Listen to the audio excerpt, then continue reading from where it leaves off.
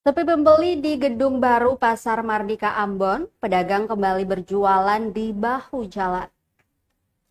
Sejumlah pedagang di Pasar Mardika Ambon mengeluhkan sepinya pembeli di gedung baru pasar tersebut.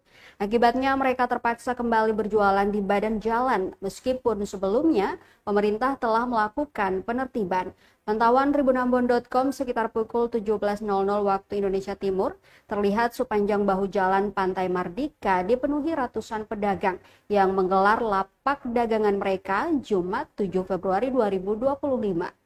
Para pedagang ini memilih berjualan di luar gedung pasar karena pendapatan mereka menurun drastis jika berjualan di dalam gedung. Salah seorang pedagang, Luji Sitompul, mengatakan bahwa pembeli lebih suka berbelanja dari motor mereka daripada harus masuk ke dalam gedung pasar. Hal ini membuat pendapatan para pedagang di dalam gedung pasar anjlok.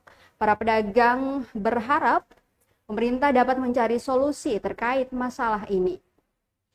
Meminta agar pemerintah menata kembali Pasar Mardika sehingga pembeli tertarik untuk berbelanja di dalam gedung pasar.